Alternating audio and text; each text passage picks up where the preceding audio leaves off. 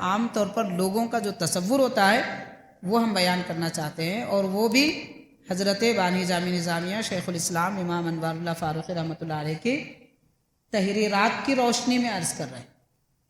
لوگوں کے تصورات کیا ہوتے ہیں وہ حضرت بتائے ہیں، اس کی روشنی میں چند باتیں ہم آپ کے گوشے گزار کر رہے ہیں۔ اب ہم چلتے ہیں حضرت شیخ الاسلام بانی جامع نظامیہ رحمۃ اللہ علیہ حج کے متعلق کیا کیا فرماتے ہیں۔ چیدہ علیحدہ باتیں ہیں، مگر سب حج کے بارے میں۔ سب سے پہلے حضرت نے شیخ الاسلام بانی جامع رحمۃ اللہ علیہ نے 1.5 صفحے تک یہ عنوان بنایا، یہ ثابت فرمایا۔ اس سے پہلے آپ نے جو حج کے بارے میں لکھا اس کا عنوان رکھا ہے العج للحج، اس کا معنی ہے حج کے لیے مشکلات۔ اور غور کریں وہ منظر کیسا عظیم منظر ہوگا کہ سارے لوگ ایک ہی لباس میں اللہ کے دربار کے دروازے پر کھڑے ہوئے ہیں اور سب کہہ رہے ہیں استغفر اللہ، اللہ مجھے بخش دے، مجھے بخش دے۔ پھر اللہ تعالیٰ معاف نہیں فرمائے گا؟ یہ منظر بڑا عجیب منظر ہوتا ہے۔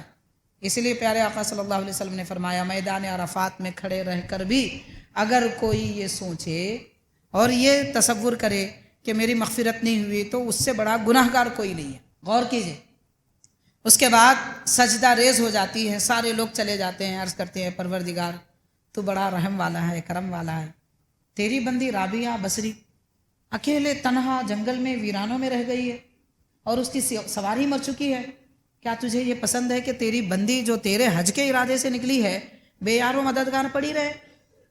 اگر تجھے یہ پسند نہیں ہے تو مولا میری سواری کا انتظام کر۔ بس یہ کہنا تھا، سواری زندہ ہو گئی، جو مر چکی تھی وہ زندہ ہو گئی۔ پھر آپ اس پہ اپنا سامان لاد کر اپنے بچے ساتھ میں جو حضرات تھے ان کو بٹھا کر چلنے لگی۔ اس قافلے سے پہلے آپ کعبۃ اللہ پہنچ گئی۔ اس سارے واقعے سے آپ سبق یہ دینا چاہتی ہیں کہ لوگوں پر بوجھ بن کے سفر مت کرو، اور سفر جب کر رہے ہیں اللہ کی ذات پہ بھروسہ کرو، اور سفر جب کر رہے ہیں اللہ کی ذات پہ بھروسہ کرو۔ اچار پہ بھروسہ، سامان پہ بھروسہ، سلنڈر پہ بھروسہ، ساتھ میں جو چاول لے جا رہے ہیں وہ چاول پہ بھروسہ، اور کسی ٹریولز کے ساتھ جا رہے ہیں تو وہ ٹریولز کے ذمہ داروں پہ بھروسہ۔ اللہ پہ کب کریں گے بھروسہ؟ تو اس ارادے سے جانا چاہیے کہ میرا رب مجھ سے راضی ہو جائے، دل کتنا پاک و صاف ہو، نیت کیسی پاک ہو، یہ سکھا رہے ہیں حضرت رابعہ بصری رحمۃ اللہ علیہ۔ اور عرفات کا میدان ایک ایسا مقام ہے، سخت دل انسان، پتھر سنگ دل انسان بھی ہو، آنسو اگر نہ نکلے تو پھر بولی، وہ جگہ ہی ایسی ہے۔ یہی وجہ ہے حج کے بعد آدمی کو اپنی مغفرت کا یقین ہونا چاہیے۔ حضرت فرماتے ہیں حج کے بعد آدمی کو اپنی مغفرت کا یقین ہونا چاہیے۔ حج کرنے کے بعد میں کوئی یہ سمجھے کہ میری مغفرت نہیں ہوئی تو اس سے بڑا محروم کوئی نہیں ہے۔ عرفہ میں کھڑا ہے اور یہ سمجھ رہا ہے کہ میری مغفرت نہیں ہوئی تو اس سے بڑھ کر گناہگار دنیا میں کوئی اور نہیں۔ دیکھیے گناہ کرنا اور ہے، لیکن میدان عرفات میں مغفرت کی دعا کرے اور کھڑا ہو اور یہ سمجھے کہ میری معافی نہیں ہوئی تو اس سے بڑا گناہگار پھر کوئی نہیں ہے۔ قال اللہ تعالی فی کلامہ القدیم ان اللہ وملائکتہ یصلون علی النبی یا ایھا الذین آمنوا صلوا علیہ وسلموا تسلیما اللہم صل علی سیدنا محمد وعلی آلہ وصحبہ افضل صلواتک وعدد معلوماتک وبارک وسلم۔ محترم حاضرین معزز سامعین، السلام علیکم ورحمۃ اللہ وبرکاتہ۔ اللہ تبارک و تعالی قرآن مجید فرقان حمید میں حج کے متعلق یہ ارشاد فرماتا ہے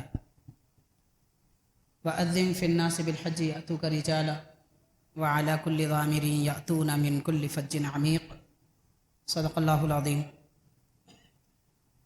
رب تعالیٰ کا یہ فرمان مبارک ہے کہ اے حضرت ابراہیم و اسماعیل علیہ السلام، آپ لوگوں کو حج کا اعلان کریے، لوگوں کے درمیان حج کا اعلان کریے، انہیں بتائیے کعبۃ اللہ، اللہ کا گھر بنا لیا گیا ہے، تیار کر دیا گیا ہے، اس کے حج کے لیے، طواف کے لیے تم مسجد حرام کی طرف آؤ۔ جب اعلان کرنے کا حکم دیا گیا، अहादीस पाक में आता है कि हज़रत इब्राहीम अलैहिस्सलाम ने अल्लाह ताला से अर्ज़ किया कि परवरदिगार, जिस जगह तेरा घर बनाया गया है काबतुल्लाह, वहाँ पर कीड़े मकोड़े भी नहीं रहते, चरिन परिन हैवान जानवर तो बड़ी बात है, और इंसान का तो वजूद ही नहीं है। फिर मैं किन के दरमियान ये ऐलान करूं कि नहीं सुनाऊं? रब तबारक व तआला ने फरमाया कि ऐ इब्राहीम, आप ऐलान करिए और आपकी बात आवाज़ लोगों तक पहुंचाना हमारा काम है, ऐलान करना आपका काम है। हज़रत इब्राहीम अलैहिस्सलातु वस्सलाम जबल अबी कुबैस, काबे शरीफ के दाएं जानिब एक मुक़द्दस पहाड़ है, और उस पहाड़ पर खड़े होकर हज़रत इब्राहीम अलैहिस्सलाम ने ऐलान फरमाया और लोगों को बताया कि काबतुल्लाह बना लिया गया है। उस वक्त रुए ज़मीन पर जितने लोग थे उन्होंने भी हज़रत इब्राहीम अलैहिस्सलाम की आवाज़ दूर दराज तक सुनी, जबकि शहर मक्का उस वक्त आबाद नहीं था, और जहाँ आज मक्का शहर बसा हुआ है वहाँ सब पहाड़ियाँ थी। लेकिन दूर दराज तक लोगों ने आपकी आवाज़ सुनी और लब्बैक कहा। क़ियामत तक आने वाले सारे लोगों ने भी आपकी आवाज़ सुनकर आलम अरवाह में लब्बैक कहा। तो जिसने लब्बैक कहा उसको हज की तौफीक होती है और वो हज की फ़र्जियत अदा करता है, और जिसने जितनी मर्तबा कहा वो उतनी मर्तबा हज अदा करता है। इस हदीस पाक से ये मालूम होता है अल्लाह तबारक व तआला ने काबा शरीफ को हज के लिए बनाया। हज के लिए अल्लाह तबारक व तआला ने काबे शरीफ को बनाया, और हज वही लोग कर सकते हैं जिन्होंने यहाँ आने से पहले, इस दुनिया में आने से पहले हमारी अरवाह जिस आलम में थी, जिस दुनिया में थी, वहाँ पर लब्बैक कहा हो। इब्राहीम अलैहिस्सलाम की आवाज़ पर लब्बैक कहने वाले ही हज अदा करते हैं, चाहे वो लब्बैक कहने वाले गरीब हों या मालदार हों। तो हज का ताल्लुक़ मालदारी से नहीं है, हज का ताल्लुक़ आलम अरवाह में लब्बैक कहने से है। हाज़िरीन किराम, हज़रत इब्राहीम अलैहिस्सलाम के इस फरमान के मुताबिक नबी पाक सल्लल्लाहु अलैहि वसल्लम ने इरशाद फरमाया, जिसने लब्बैक कहा उसको हज की तौफीक होती है। हाज़िरीन किराम, आने वाला महीना है माशाअल्लाह ज़ुल्क़ादा, और उसके बाद ज़ुल्हिज्जा। तो ज़ुल्हिज्जा में हज के मनासिक अदा किए जाते हैं। दुनिया भर से मुसलमान हज बैतुल्लाह की खातिर अपना रख्ते सफ़र बांध कर शहर मक्का में जमा होते हैं, मनासिक हज अदा करते हैं।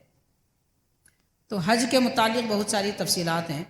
आज हम आपके सामने इंशाअल्लाह हज़रत शेखुल इस्लाम आरिफ बिल्लाह इमाम मोहम्मद अनवारुल्लाह फ़ारूक़ी अलैहि रहमत व रिज़वान, जो जामिया निज़ामिया हैदराबाद के कदीम अज़ीम, हिंदुस्तान की अज़ीम यूनिवर्सिटी है, अरबिक यूनिवर्सिटी, दीनी यूनिवर्सिटी, उसके बानी हैं हज़रत शेखुल इस्लाम बानी जामिया रहमतुल्लाह अलैह, और वो इदारा तकरीबन 150-60 साल से ज़्यादा अरसे से दीनी खिदमत अंजाम दे रहा है।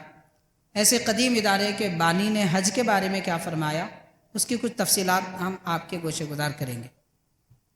हज के मुतालिक हर साल माशाअल्लाह आप हज़रात आयात करीमा, अहादीस शरीफा, फ़जीलतें वग़ैरह समाअत करते रहते हैं।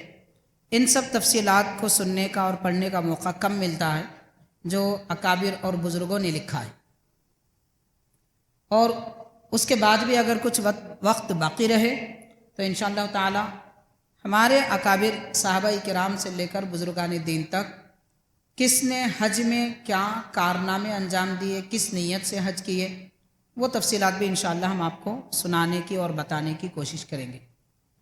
सबसे पहली बात यह है कि हज की फ़जीलत कुरान पाक में भी है, अहादीस शरीफा में भी है, लेकिन हज का मतलब और मफ़हूम समझने की ज़रूरत है।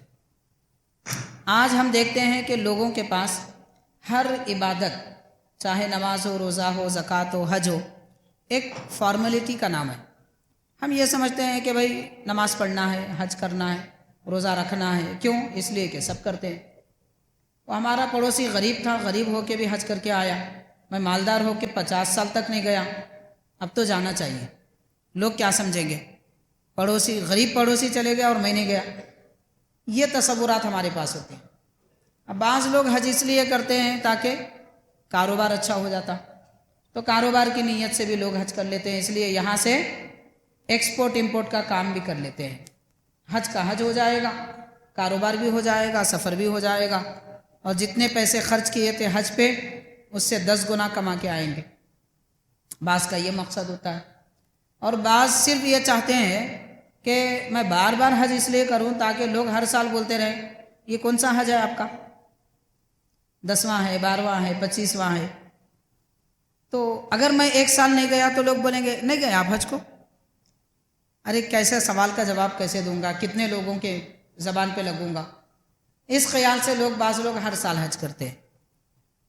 ہر کوئی ایسا نہیں کرتا، میں یہ نہیں کہنا چاہ رہا ہوں کہ ہر کوئی ایسا کرتا ہے، مگر عام طور پر لوگوں کا جو تصور ہوتا ہے وہ ہم بیان کرنا چاہتے ہیں، اور وہ بھی حضرت بانی جامع نظامیہ شیخ الاسلام امام انوار اللہ فاروقی رحمۃ اللہ علیہ کی تحریرات کی روشنی میں عرض کر رہے ہیں۔ لوگوں کے تصورات کیا ہوتے ہیں وہ حضرت بتائے ہیں، اس کی روشنی میں چند باتیں ہم آپ کے گوشے گزار کر رہے ہیں۔ بہرحال حاضرین کرام، حج صرف اس لیے کرنا ہے کہ وہ اللہ کی عبادت ہے، اللہ کی عبادت ہے۔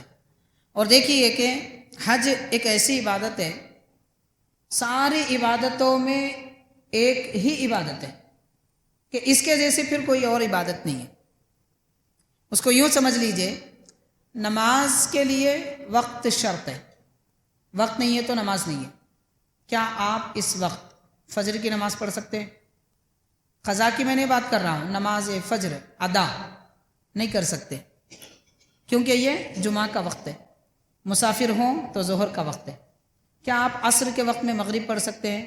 نہیں پڑھ سکتے۔ جو نماز کا وقت آئے گا وہ نماز پڑھیں گے۔ نماز کے لیے وقت شرط ہے، روزے کے لیے رمضان شرط ہے۔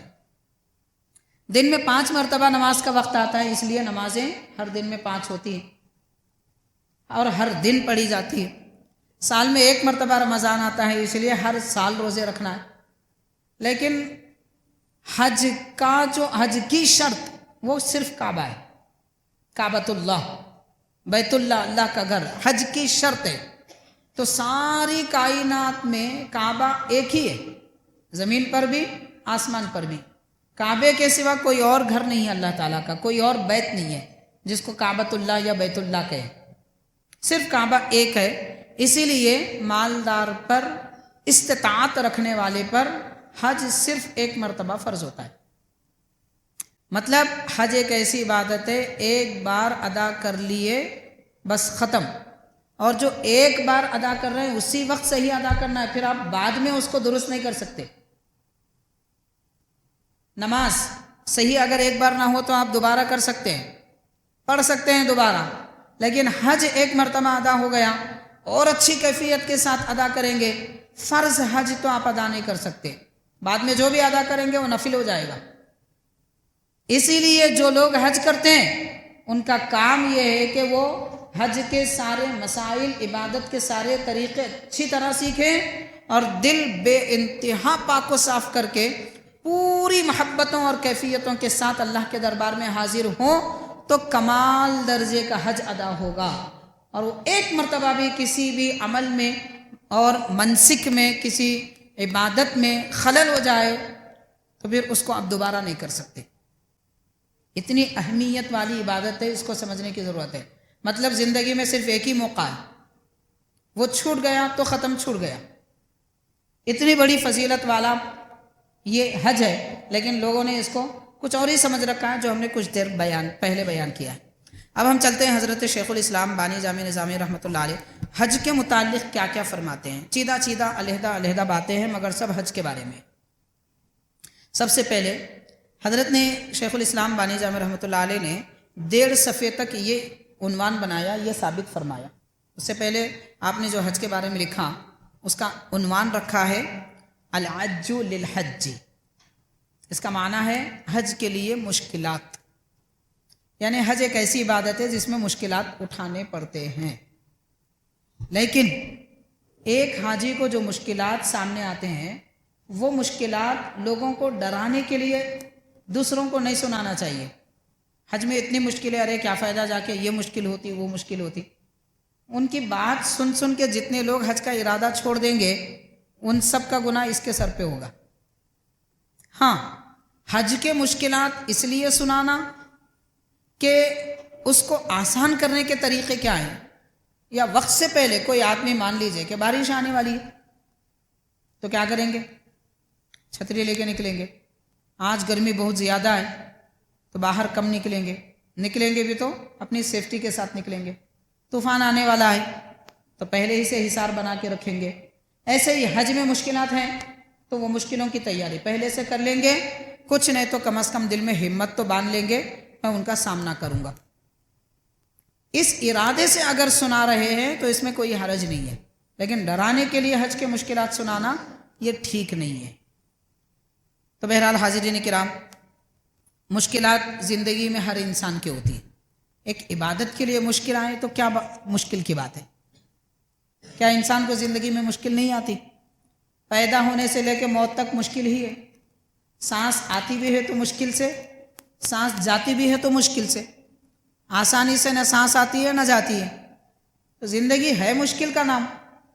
لیکن مشکلات کو دیکھ کر پیٹھ دکھانے والا بزدل ہوتا ہے. تو حج جیسی عبادت سے اس لیے کہ مشکلات ہوں گے، ڈرنے والا آدمی بھی بزدل ہوتا ہے. تو حاضرین کرام، حضرت بانی جامع نظامیہ شیخ الاسلام رحمۃ اللہ علیہ نے فرمایا، جدھر نظر اٹھا کر دیکھیے. کتنا بہترین تجزیہ اور کیسا اعلیٰ تبصرہ حضرت شیخ الاسلام نے فرمایا. غور کرے، جدھر نظر اٹھا کر دیکھیے. اکثر وہی لوگ نظر آتے ہیں کہ جنہوں نے تعلقات دنیا میں پھنسے رہنے کی وجہ سے حج و زیارت کا کبھی ارادہ بھی نہیں کیا. 160 سال پہلے جو حالت لوگوں کی تھی حضرت شیخ الاسلام وہ بیان فرما رہے ہیں، اور آج بھی وہی حالت ہم کو نظر آتی ہے. کتنے ایسے لوگ ہیں، دولت تھی، ثروت تھی، پیسہ تھا، شادیوں میں 25-40 لاکھ روپے خرچ کر دیے، مگر حج نہیں کرے. حج نہیں کرے. زندگی گزر گئی، 50 سال 60 سال ہو گئی عمر، 80 سال 70 سال کے وقت میں یاد آتا حج، ارے حج کرنا چاہیے. وہ بھی کم لوگوں کو یاد آتا. اب ایسے وقت میں حج کرنے کو جاتے ہیں کہ ان کو خود سہارے کی ضرورت رہتی. جب اچھے تھے، ہٹے کٹے موتے تازے، سیڑھیاں چڑھتے تھے اترتے تھے اور اپنی طاقت کے بلبوتے پر لوگوں پر ظلم کرتے تھے، تب حج یاد نہیں آیا. جب اپنے اعضا جواب دے بیٹھے، ہاتھوں نے کہا کہ قوت نہیں ہے، گلاس اٹھانے سے ہاتھ کانپتے ہیں، پاؤں کہنے لگے کہ مسجد کے اندر سے باہر تک نہیں نکل سکتا، کسی کے سہارے یا پھر لکڑی کی ضرورت ہے، تب حج یاد آتا ہے. کتنے افسوس کی بات ہے، کتنے افسوس کی بات ہے. حج کو لوگوں نے کیا سمجھ رکھا ہے. تو حضرت فرما رہے ہیں کہ ارادہ تک نہیں کیا حج کا، حالانکہ وہ اسلام کا ایک عالیشان رکن ہے، مطلب دین کا ایک ستون ہے. اس ستون کو ہم نے معمولی سی لکڑی سمجھ رکھا ہے. مضبوط رکن ہے کہ جس پر دین کا قیام ہے. اور فرماتے ہیں آسانی بھی اس میں اس قدر کی گئی ہے. حج میں سب سے بڑی آسانی کی بات، حج کے ارکان مشکل ہوں گے، سفر مشکل ہوگا، باقی حالات مشکل ہوں گے، لیکن سب سے اہم آسانی بات کیا ہے؟ فرما رہے ہیں آسانی بھی اس میں اس قدر کی گئی ہے کہ صرف ایک بار اس کا ادا کر لینا عمر بھر کے لیے کافی ہو سکتا ہے. سب سے آسان کام ہے زندگی میں، صرف ایک بار کرنا ہے. نہ ہر سال، نہ ہر دن، نہ ہر ہفتہ، نہ ہر مہینہ، صرف زندگی میں ایک بار ادا کرنا ہوتا ہے. اور اگر کسی کو حب ایمانی نے اس طرف کھینچ کر ارادہ کرا بھی دیا، ایمان کی محبت کی وجہ سے اگر کوئی ارادہ کر بھی لے، تو حضرت فرماتے ہیں وہ تعلقات بجائے خود ایک قید محکم ہو جاتے ہیں. یعنی ارادہ تو کر لیتے ہیں مگر سمجھتے ہیں کہ یہ کیا قید و بند میں جانا ہے، بھئی اتنا پیسہ خرچ کرنا ہے، اتنے دن وہاں ٹھہرنا، اتنے مشکلات میں رہنا، مینا میں ایک دوسرے کو لوگ دباتے ہیں، رمیے جمار کرنا ہے، وہ حلق کرنا ہے، جب تک کپڑے ایسے پہن کے رکھنا ہے. یہ خیالات، یہ عجیب سے لوگوں کے ذہن بنے ہوئے. تو بہرحال حاضرین کرام، حج نہ کرنے والوں کے متعلق حضرت شیخ الاسلام رحمۃ اللہ علیہ نے یا تاخیر سے حج کرنے والوں کے تصورات کیا ہے تو یہ مختصر انداز میں آپ نے بیان فرمایا. اور اس کے بعد آپ یہ بھی ارشاد فرماتے ہیں اگر مان لیجئے کسی نے حج کیا اور حج میں اس کو مشکلات بھی پیش آئے، پہلے زمانے میں، اب کوئی ایسا مسئلہ نہیں ہے، ماشاءاللہ آسانی سے حج ادا ہو جاتا ہے، پھر بھی تھوڑے مشکلات رہتے ہیں، چونکہ ہماری زندگی بہت زیادہ آسان بنا لی ہے تو حج میں تھوڑے مشکلات تو نظر آئیں گے۔ ہم زندگی اگر مشکلات میں گزارتے تو حج آسان نظر آتا۔ یہ سب سے بڑی پرابلم ہے ہماری، کہ زندگی کو اتنی آسان بنا لی ہے کہ حج بھی مشکل دکھ رہا ہے۔ زندگی مشکلات میں گزارتے تو حج آسان نظر آتا۔ لیکن زمانہ قدیم میں ہوتا کیا تھا؟ قافلوں کے ساتھ لوگ جاتے تھے، راستوں میں ڈاکو آ جاتے، لٹیرے آ جاتے، مال چھین لیتے، یا ایسے مشکلات ہو جاتے کہ کھانے، بعض اوقات راستہ گم ہو جاتے، کھانے پینے کے لیے کچھ نہیں ملتا، پانی میسر نہ آتا، ایسے اس قسم کے سواریوں پر جا رہے تھے تو کبھی سواری مر جاتی، ایسی کیفیتیں ہوتی تھی، وہ بڑی مشکلات تھی۔ اب تو آسان کام ہے ماشاءاللہ، لیکن اس زمانے کے اعتبار سے اگر کسی کو درمیان حج میں کوئی مشکل درپیش بھی آئی، کوئی نقصان بھی ہو گیا، تو بھی اسے برداشت کرنا چاہیے تھا، صبر کرنا چاہیے، اور وہ شکایتیں لوگوں کو نہیں سنانا چاہیے۔ یہ بات حضرت شیخ الاسلام بانی جامع رحمۃ اللہ علیہ فرما رہے ہیں ابھی آنے والے مضمون میں۔ تو فرما رہے ہیں اگر ایسی حالت میں اگر مال و اسباب پر کوئی آفت آسمانی آ گئی، مال و اسباب تھا، اچانک کچھ نقصان ہو گیا، بارش کی وجہ سے خراب ہو گیا، دھوپ کی وجہ سے جل گیا، کوئی بھی صورتحال ہو گئی، اور کسی قدر مال تلف ہو گیا، خراب ہو گیا یا لٹ گیا، تو پھر حضرت دل کب کسی کے قابو میں رہتے ہیں؟ یعنی انسان کا دل کب کس کے قابو میں رہتا ہے؟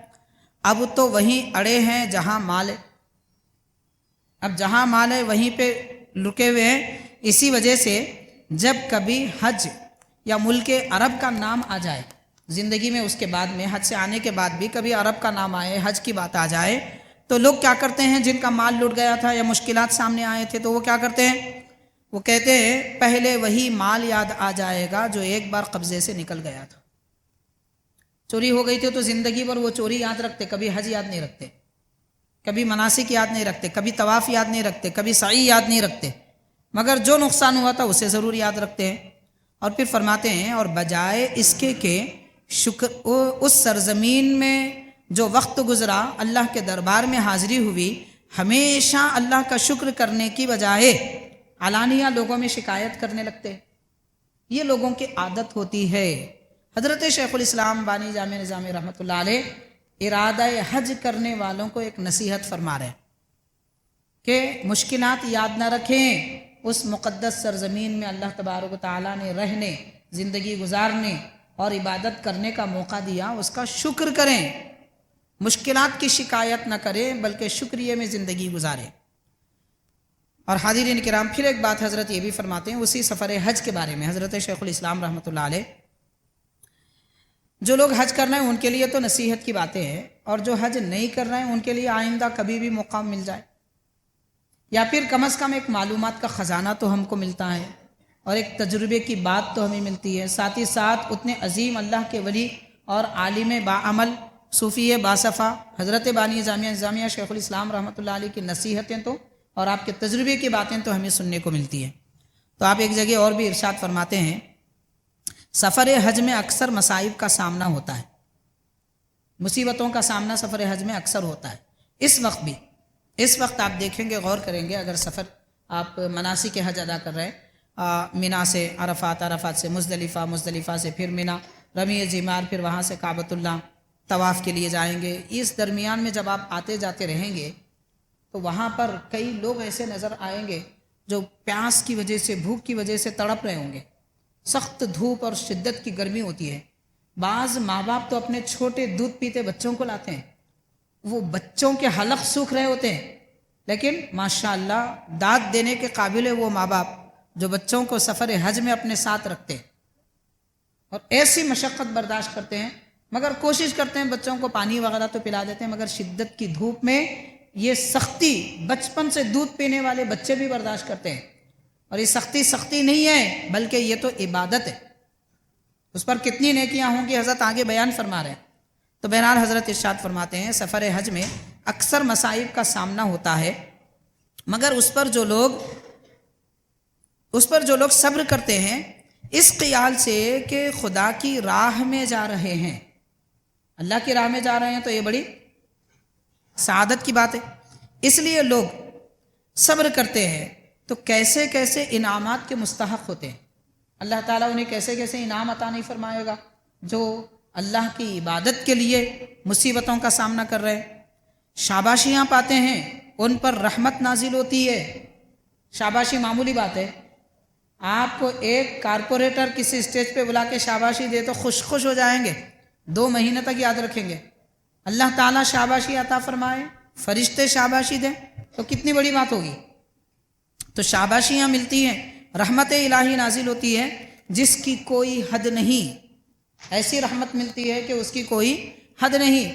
اس سے بڑھ کر کیا ہو، حضرت لکھتے ہیں شیخ الاسلام رحمۃ اللہ علیہ، اس سے بڑھ کر کیا ہو کہ خدائے تعالیٰ ان کی توصیف فرماتا ہے، اللہ تعالیٰ ان کی تعریف فرماتا ہے جو سفر حج میں مناسک ادا کرنے کے درمیان میں مصیبتوں کا سامنا کرتے ہیں اور اس پر صبر کرتے ہیں۔ کیسی تعریف فرماتا ہے کہ ہدایت اور راہ راست پر یہی لوگ ہیں، فرشتوں سے اللہ تعالیٰ فرماتا ہے کہ یہ لوگ ہدایت پر ہیں اور یہی سیدھے راستے پر قائم ہیں۔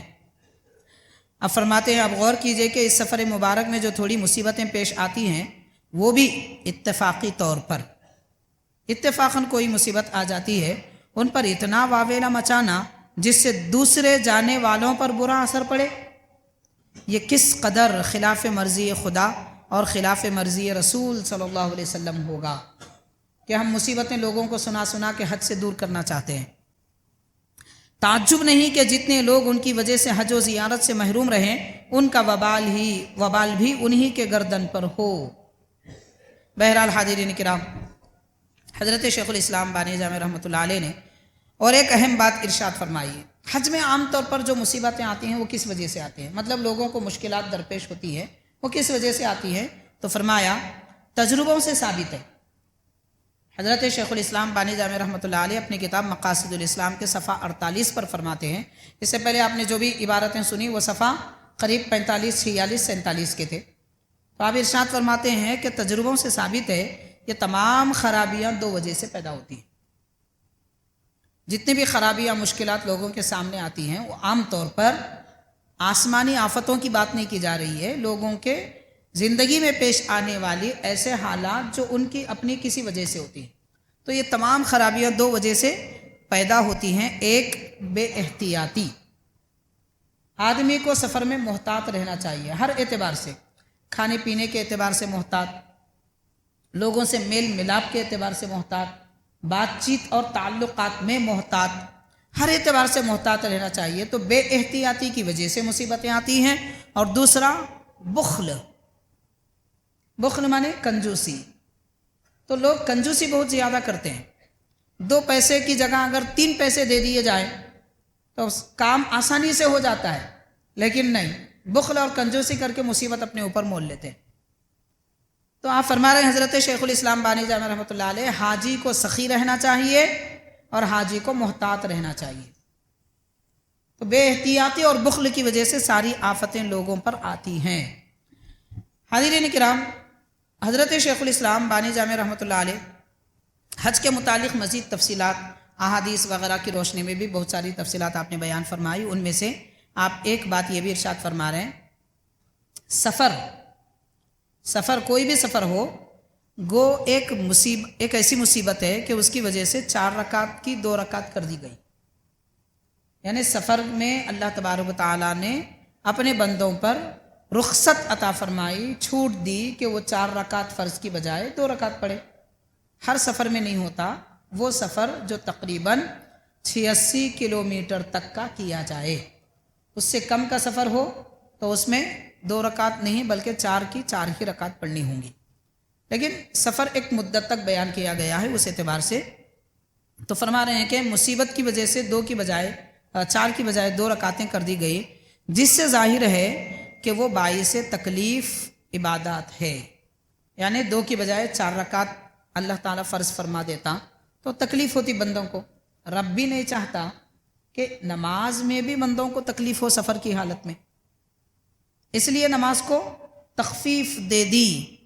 پھر فرمایا اور یہاں مطلب حج میں سفر ہی عبادت ٹھہرایا گیا، حج خود ایک عبادت ہے، لیکن حج کے لیے سفر کرنا بھی عبادت ہے۔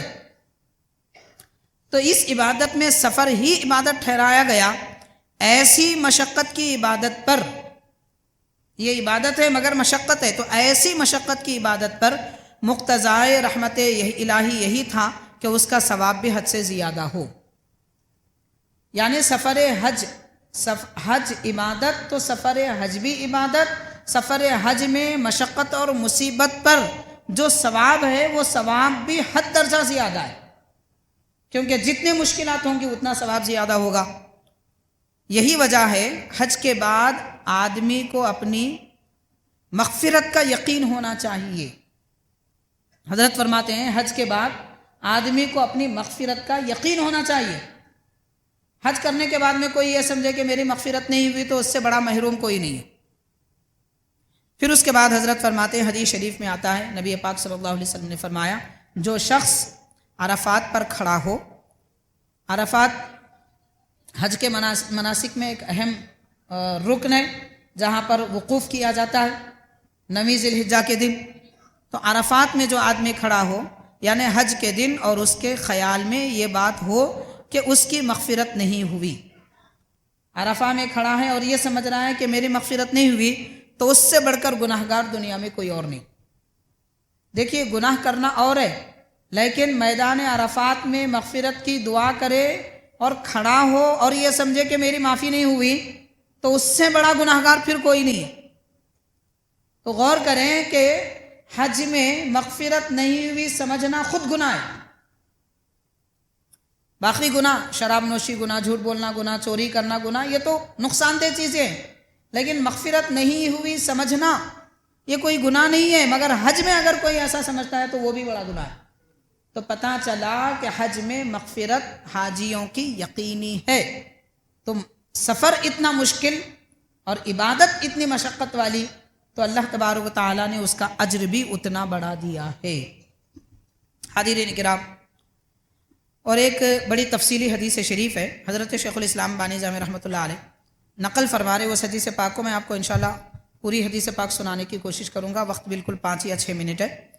حضرت عبداللہ بن عمر رضی اللہ تعالیٰ عنہ فرماتے ہیں، ایک بار حضور نبی کریم صلی اللہ علیہ وسلم کی خدمت میں مسجد مینا میں بیٹھا ہوا تھا۔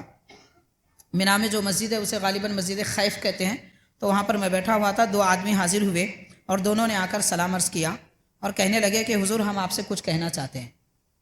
تو پیارے آقا صلی اللہ علیہ وسلم نے ارشاد فرمایا، تم خبر دو گے یا میں بتاؤں؟ تو ان لوگوں نے کہا کہ حضور آپ فرما دیں، ہم کیا کہنا چاہتے ہیں؟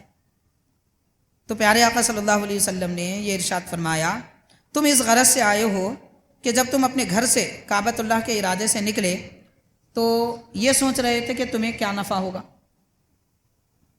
طواف کعبہ کریں گے تو کیا نفع ہوگا، اور 2 رکعت نماز پڑھیں گے تو کیا نفع ہوگا، صفا مروہ کی سعی اور عرفات میں عرفہ کے دن کھڑے رہیں گے تو کیا فائدہ ہوگا، رمی جمرات یعنی کنکریاں ماریں گے وہ شیاطین کو تو کیا فائدہ ہوگا، یہ سوچ رہے تھے۔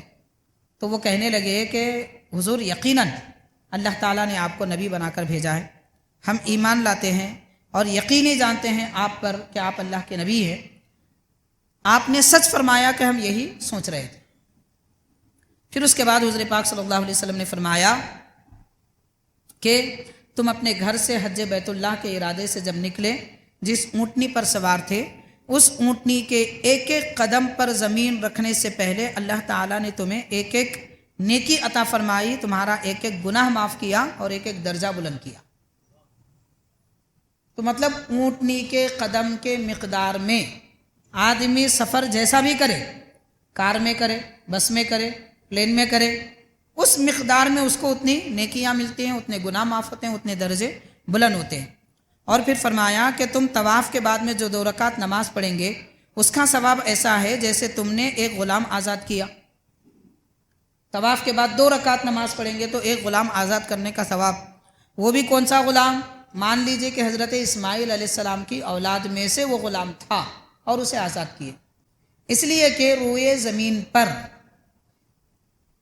حضرت ابراہیم علیہ السلام کے زمانے سے لے کر قیامت تک سب سے زیادہ فضیلت ان اولاد کی ہے جو حضرت اسماعیل علیہ السلام سے ہیں، البتہ انبیاء کرام کے سوا۔ حضرت اسحاق علیہ السلام کی اولاد سے جو انبیاء تھے ان کی شان، ان کی فضیلت بڑی ہے. انبیاء کے علاوہ بڑی فضیلت ان لوگوں کی ہے جو حضرت اسماعیل علیہ السلام کی اولاد میں سے ہیں. تو اس لیے اگر اس کو کسی کو غلام کر دیا گیا تھا، وہ غلام آزاد کرنے کے برابر تم کو ثواب ملے گا. اور پھر فرمایا صفا مروہ کی جب تم صحیح کریں گے تو تمہیں 70 غلام آزاد کرنے کے برابر ثواب ملے گا. اور یہ بھی ارشاد فرمایا میدان عرفات میں جب تم کھڑے ہوئے تھے، اللہ تعالیٰ آسمان دنیا پر اپنی خاص توجہ رحمت فرما کر فرشتوں سے بطور فخر فرماتا ہے کہ اے فرشتوں دیکھو میرے بندے دور دراز سے کیسے پریشان حال میرے لیے آئے ہیں، اور ان کا مقصود صرف میری رحمت ہے. کیوں آئے ہیں؟ صرف اللہ کی رحمت پانے کے لیے آئے ہیں. دولت کے لیے نہیں، تجارت کے لیے نہیں، پیسے کمانے کے لیے نہیں، شہرت کے لیے نہیں، کوئی اور مقصد کے لیے نہیں، بلکہ صرف اللہ کی رحمت پانے کے لیے آئے ہیں. رب تعالیٰ فرشتوں کے سامنے فخر کرتے ہوئے فرماتا ہے کہ دیکھو میرے بندے کتنی دور دراز سے میری رحمت پانے کے لیے آئے ہیں، اور ان کے گناہ ریگستان کی ریگ کے برابر ہوں، یا بارش کے قطروں کے برابر ہوں، یا کفے دریا کے برابر ہوں، تو بھی اللہ تعالیٰ فرماتا ہے میں نے ان کے گناہوں کو بخش دیا. اتنی بڑی فضیلت عرفات میں ٹہرنے کی اللہ تبارک و تعالیٰ بندوں کو عطا فرماتا ہے. اور ان بندوں کو ارشاد ہوتا ہے جب وہ عرفات سے نکل کر مزدلفہ کی طرف آنے لگتے ہیں تو ارشاد فرمایا جاتا ہے، فرشتے کہتے ہیں کہ اے بندو جاؤ، نکل جاؤ اللہ تعالیٰ کی رحمت کی طرف. تم اس حالت میں آئے ہو کہ اس حالت میں لوٹ رہے ہو کہ تمہاری مغفرت کر دی گئی. اور حاضرین، رمی جمار کے وقت میں جب ایک ایک کنکری مارتے ہیں تو ایک ایک کنکری کے ساتھ ایک ایک گناہ کبیرہ جو اسے ہلاکت میں ڈالنے والا تھا وہ بھی معاف کر دیا جاتا ہے. صرف گناہ نہیں، گناہ کبیرہ میں بھی وہ گناہ جو ہلاکت میں ڈال دیا جانے والا ہے، انسان کو تباہ کرنے والا ہے، ایسے گناہ بھی رمی جمار میں ایک ایک کنکری مارنے کے بدلے میں معاف کر دیے جاتے ہیں. پھر فرمایا تمہاری قربانی کا ثواب اللہ تعالیٰ کے پاس جمع رہے گا، اور جب تم سر کے بال منڈواتے ہو تو ایک ایک بال کے بدلے میں ایک ایک نیکی ملتی ہے اور ایک ایک گناہ مٹایا جاتا ہے. اور پھر دوبارہ جب حج بیت اللہ کا طواف کرتے ہو، طواف زیارت جسے کہتے ہیں، ایسی حالت میں ہوگا کہ تمہارا کوئی گناہ باقی نہ رہے گا. 5 دن کے اندر آدمی پاک و صاف ہو جاتا ہے. یہ حج ہے، یہ حج جیسی عبادت ہے. اب غور کیجئے کہ 5 دن میں اگر کسی کو معافی مل رہی ہے، وہ بھی اس طرح کے لاکھوں نیکیوں کے ساتھ میں، کون حج نہیں کرنا چاہے گا؟ حاضرین، اگر ہم غور کریں تو ماشاءاللہ ہر 3-4 سال کے اندر حج کر سکتے ہیں. کوئی تعجب کی بات نہیں ہے، کیونکہ ہمارے پاس جو فضول خرچیاں ہیں نا، اس کو بچانا چاہیے.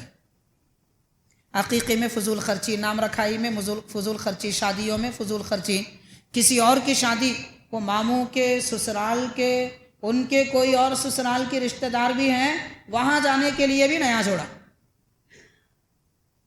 تو ایسی فضول خرچیاں، ہر مہینے میں ایک نیا جوڑا، ہر 2 مہینے میں ایک نئی چپل، ہر تھوڑے دن میں نیا اسپیٹس، ہر وقت نئی اینک ہونی چاہیے، جو پہلے نہیں تھی اور نئی، ماڈل بدلتا جائے، فیشن بدلتا جائے.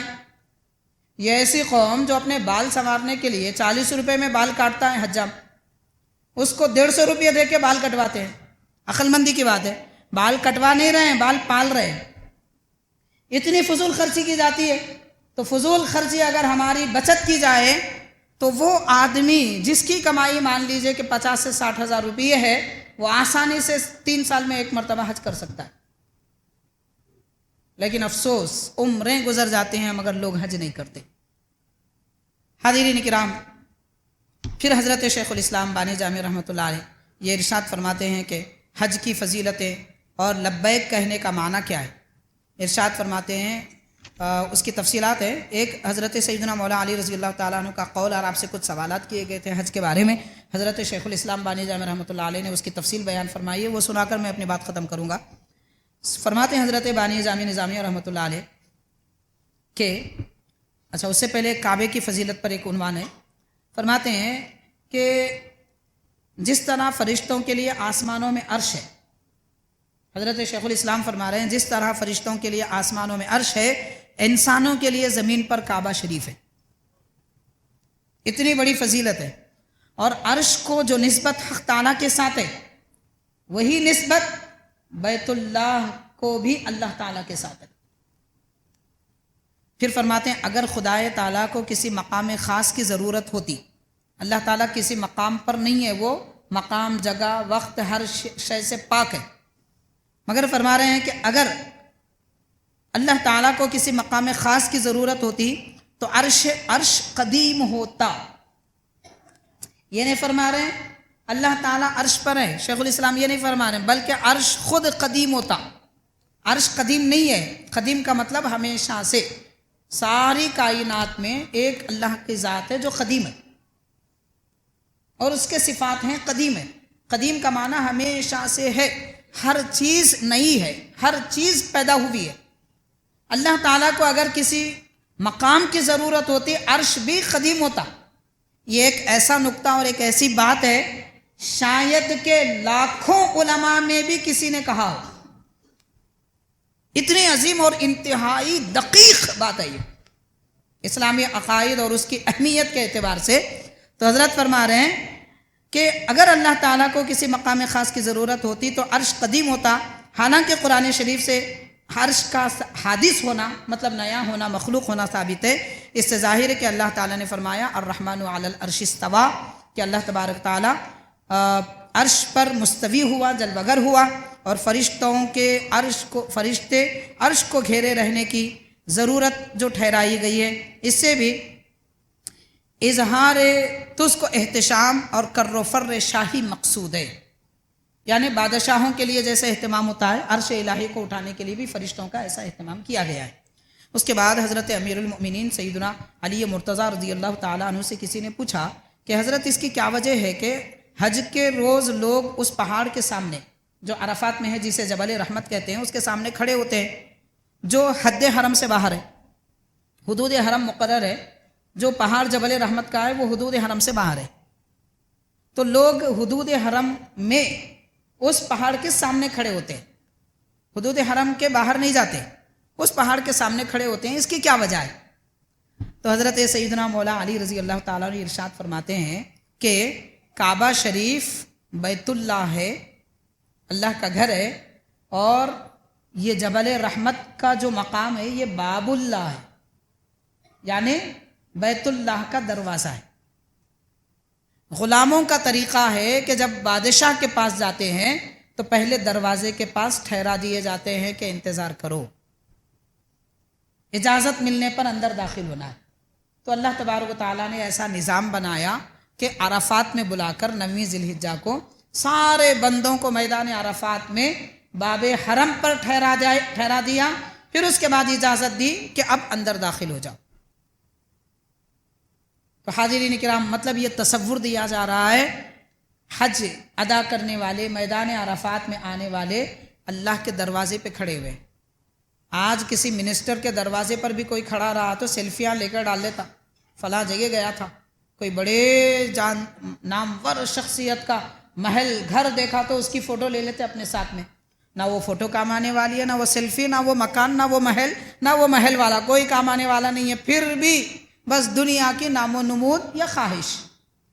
اب غور کیجئے، وہ خالق کائنات، وہ پروردگار جس نے جنتیں بندوں کو عطا فرمائی، رحمتیں عطا فرمائی، نعمتیں بخشی، اس کے دروازے پر کھڑے رہنے کی کیا شان ہوگی۔ اور غور کریں وہ منظر کیسا عظیم منظر ہوگا کہ سارے لوگ ایک ہی لباس میں اللہ کے دربار کے دروازے پر کھڑے ہوئے ہیں اور سب کہہ رہے ہیں استغفر اللہ استغفر اللہ، اللہ مجھے بخش دے، مجھے بخش دے۔ پھر اللہ تعالیٰ معاف نہیں فرمائے گا؟ یہ منظر بڑا عجیب منظر ہوتا ہے۔ اس لیے پیارے آقا صلی اللہ علیہ وسلم نے فرمایا میدان عرفات میں کھڑے رہ کر بھی اگر کوئی یہ سوچے اور یہ تصور کرے کہ میری مغفرت نہیں ہوئی تو اس سے بڑا گناہگار کوئی نہیں ہے۔ تو بہرحال حاضرین کرام، ایام حج آنے والے ہیں، بہت سارے لوگ حج کا ارادہ کرتے ہیں، تو جب حج کر رہے ہیں تو حج کو فارمیلٹی نہیں بنانا چاہیے۔ طواف کیسے کرنا ہے، صحیح کیسا کرنا ہے، طواف کا معنی کیا ہے، صحیح کا مطلب کیا ہے، اور حج بیت اللہ کیا ہوتا ہے، کعبہ شریف کا مقام کیا ہے، مینا کون سا میدان ہے جہاں پر ہم کو ٹھہرانے کا حکم دیا گیا، رمی جمار کرنے کی فضیلت کیا ہے، عرفات میں کیا شان ہے اللہ تعالیٰ کی رحمت کی، یہ کب معلوم کریں گے، کب اپنے دل کو بنائیں گے۔ غور کیجئے حاضرین، بس 2 اہم باتیں عرض کروں گا اگرچہ کہ وقت ہو چکا ہے۔ حضرت رابعہ بصریہ رحمۃ اللہ علیہ سفر کر رہی تھی، سفر حج میں جا رہی تھی اپنے محرم کے ساتھ، مگر کم عمر یعنی ابھی بلوغ کی عمر کے بچے تھے ان کے پاس، جو غالباً آپ کے کوئی رشتہ دار تھے، بھانجے بھتیجے وغیرہ۔ قافلے کے ساتھ آپ سفر کر رہی تھی، راستے میں آپ جس سواری پر سوار تھی وہ اونٹنی مر گئی۔ قافلے والے کہنے لگے کہ آپ اپنا بوجھ جو سامان ہے وہ ہماری سواریوں پر رکھ دیجیے، ساتھ چلیے۔ تو آپ فرماتے ہیں، ان سے فرماتے ہیں کہ میں تم پر بھروسہ کر کے رخت سفر نہیں باندھا تھا کہ راستے میں تم میرے کام آئیں گے، تم پہ بھروسہ کر کے میں نے اپنا سامان سفر باندھا نہیں تھا، میں نے سفر کی تیاری نہیں کی تھی۔ اور اس کے بعد دوسری بات فرماتے ہیں، قیامت کے دن اگر تم میرا بوجھ اٹھانے کی طاقت رکھتے ہو تو یہاں کے بوجھ کی بات کرو، کیا تم اٹھاؤ گے کل قیامت کے دن میرا بوجھ؟ وہ کہنے لگے کہ نہیں ہو سکتا۔ تو پھر فرمایا تم اپنا راستہ لو، مجھے چھوڑ دو۔ غور کیجئے، اس کے بعد سجدہ ریز ہو جاتی ہے، سارے لوگ چلے جاتے ہیں، عرض کرتے ہیں پروردگار تو بڑا رحم والا ہے، کرم والا ہے، تیری بندی رابعہ بصری اکیلے تنہا جنگل میں ویرانوں میں رہ گئی ہے اور اس کی سواری مر چکی ہے، کیا تجھے یہ پسند ہے کہ تیری بندی جو تیرے حج کے ارادے سے نکلی ہے بے یار و مددگار پڑی رہے؟ اگر تجھے یہ پسند نہیں ہے تو مولا میری سواری کا انتظام کر۔ بس یہ کہنا تھا، سواری زندہ ہو گئی، جو مر چکی تھی وہ زندہ ہو گئی۔ پھر آپ اس پہ اپنا سامان لاد کر اپنے بچے ساتھ میں جو حضرات تھے ان کو بٹھا کر چلنے لگی۔ اس قافلے سے پہلے آپ کعبۃ اللہ پہنچ گئی۔ اس سارے واقعے سے آپ سبق یہ دینا چاہتی ہیں کہ لوگوں پر بوجھ بن کے سفر مت کرو، اور سفر جب کر رہے ہیں اللہ کی ذات پہ بھروسہ کرو، اچار پہ بھروسہ، سامان پہ بھروسہ، سلنڈر پہ بھروسہ، ساتھ میں جو چاول لے جا رہے ہیں وہ چاول پہ بھروسہ، اور کسی ٹریولز کے ساتھ جا رہے ہیں تو وہ ٹریولز کے ذمہ داروں پہ بھروسہ۔ اللہ پہ کب کریں گے بھروسہ؟ تو اس ارادے سے جانا چاہیے کہ میرا رب مجھ سے راضی ہو جائے، دل کتنا پاک و صاف ہو، نیت کیسی پاک ہو، یہ سکھا رہے ہیں حضرت رابعہ بصری رحمۃ اللہ علیہ۔ حاضرین کرام، حضرت فضیل بن عیاض رحمۃ اللہ علیہ نے دیکھا میدان عرفات میں سارے لوگ رو رہے ہیں، گڑ گا رہے ہیں، اور عرفات کا میدان ایک ایسا مقام ہے، سخت دل انسان، پتھر سنگ دل انسان بھی ہو، آنسو اگر نہ نکلے تو پھر بولی، وہ جگہ ہی ایسی ہے۔